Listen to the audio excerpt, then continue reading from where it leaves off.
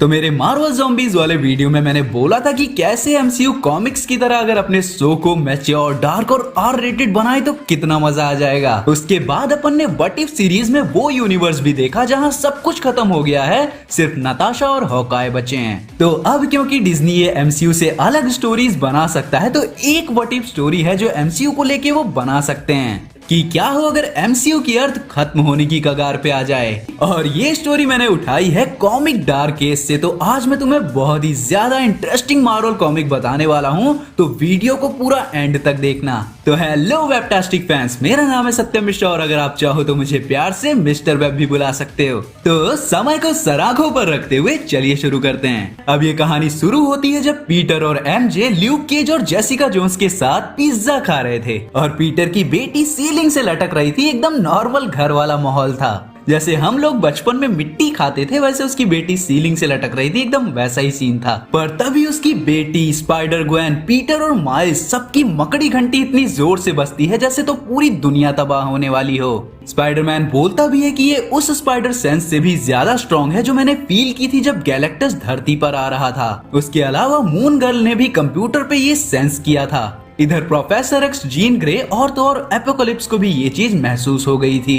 तभी moon girl fantastic four के पास पहुंच जाती है अपने डायनासोर से। सारे के सारे साइंस की लैंग्वेज में बात करने लगते हैं कि ये सारा कुछ हो क्या रहा है। तभी मिस्टर फैंटास्टिक की बेटी बोलती है कि दुनिया तबाह हो रही है। वाटू द वॉचर भी अचानक वहाँ अपीयर होके बोलता है कि अर्थ के पास बस कुछ घंटे बचे हैं। वो बताता है कि 10 बिलियन साल पहले एक लिविंग मशीन बनाई गई थी जिसका काम था ब्लैक होल्स को कंज्यूम करके यूनिवर्स को कोलैप्स होने से बचाना।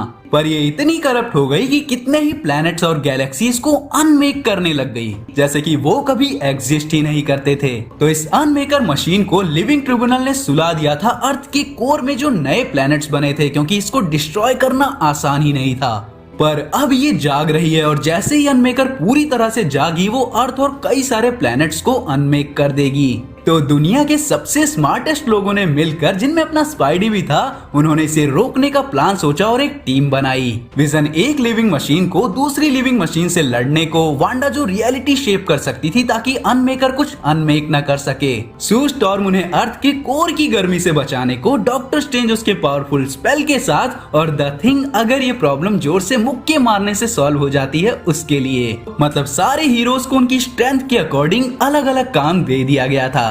जब वो अर्थ के कोर पे पहुंचते हैं तो अनमेकर उन पे ध्यान भी नहीं देता, वो बस खोदता रहता है वहां से बाहर निकलने को। और उसके खोदने की वजह से वकांडा, एटलांटिस, पूरी दुनिया में तबाही मच गई। द थिंग और वांडा उस पे अटैक करते हैं पर वो इतना पावरफुल था कि उन्हें सेकंड्स में अनमेक कर दिया। हाँ जी, अभी कहानी शुरू ही हुई थी और अर्थ के 2 सबसे पावरफुल हीरोज को मार डाला गया। लेकिन विजन को गुस्सा आ जाता है और वो अनमेकर के भेजे में घुस जाता है। धीरे धीरे सब कुछ तबाह हो रहा था। सू स्टॉर्म ज्यादा देर तक लोगों को बचा नहीं सकती थी।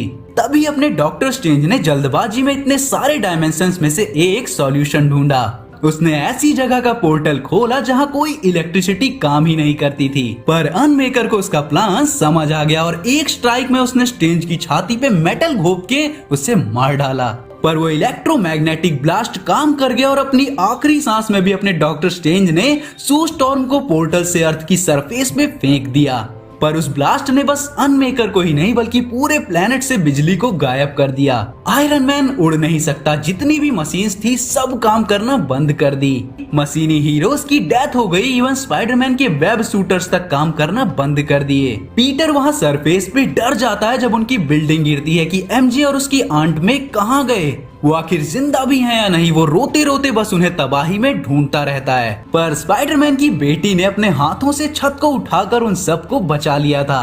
और फिर ये कहानी 7 साल बाद शिफ्ट होती है जब बूढ़ा पीटर पार्कर ये कहानी सुना रहा था कि उस तबाही के बाद कई जंगें हुई, क्योंकि लोग कंफ्यूज थे, डरे हुए थे, उन्हें कुछ समझ में नहीं आ रहा था और उन सब ने अपने गुस्से पर कंट्रोल खो दिया था। पर हजारों लाखों लोगों की मौत के बाद हीरोज ने कदम उठाया सबको शांत करने का, चाहे वो एक्स-मैन हो, वकांडा से ब्लैक पैंथर हो, यहाँ तक कि अपना डेडपूल भी। और इसीलिए ये स्टोरी मुझे अच्छी लगती है, क्योंकि नॉर्मल पोस्ट एपोकैलिप्टिक वर्ल्ड बुरे होते हैं पर ये वाला एक्चुअली बेटर था। फाइनली लोग साथ आए, कोई लफड़े नहीं, नई सिटीज खड़ी हुई जो बिजली से नहीं लेकिन प्रोफेसर एक्स जैसे टेलीपैथिक लोगों से जुड़ी थी। कोई कंट्री, कोई सरहदें, कोई बंदिशें नहीं थी, बस अपनी अर्थ थी और उसकी कैपिटल थी अपनी वकांडा। यहाँ तक कि डॉक्टर डूम भी सबके भले के लिए साथ में काम कर रहा था। पूरी दुनिया में इलेक्ट्रिसिटी नहीं थी लेकिन ह्यूमैनिटी और प्यार चारों तरफ था। लेकिन आप तो जानते ही हो, कोई भी कहानी हमेशा हैप्पी नहीं रह सकती।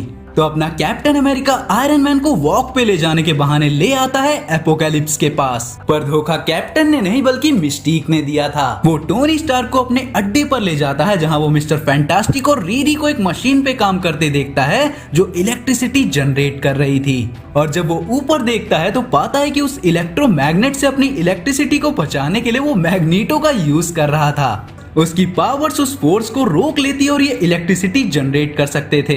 यहाँ रिवील होता है कि एपोकैलिप्स को आयरन मैन की हेल्प चाहिए थी अनमेकर को वापस से जगाने के लिए। फिर टोनी स्टार्क को पता चलता है कि ये हीरोज उसे धोखा नहीं दे रहे थे बल्कि पर्पल मैन ने उनका माइंड कंट्रोल किया हुआ था। और उसी वक्त वो टोनी स्टार्क का भी माइंड कंट्रोल कर लेता है। मतलब शांति के बाद एपोकैलिप्स चाहता था तबाही। तो गाइज ये थी वो स्टोरी जो मैं चाहता हूँ एमसीयू बनाए अपने स्टाइल में एक व्हाट इफ सीरीज की तरह। बाकी अगर इस वीडियो पे अच्छे खासे व्यूज आ गए तो इसके बचे हुए 2 पार्ट्स भी मैं बना दूंगा। तो इस वीडियो को शेयर करो, कुछ भी करो, लेकिन एटलीस्ट 30 के व्यूज तो इस पे ला ही दो। पहले भी तुम लोग कर चुके हो और मुझे यकीन है इस बार भी कर लोगे। तो मैं मिलता हूँ अगले वीडियो में, तब तक के लिए बी फैंटास्टिक।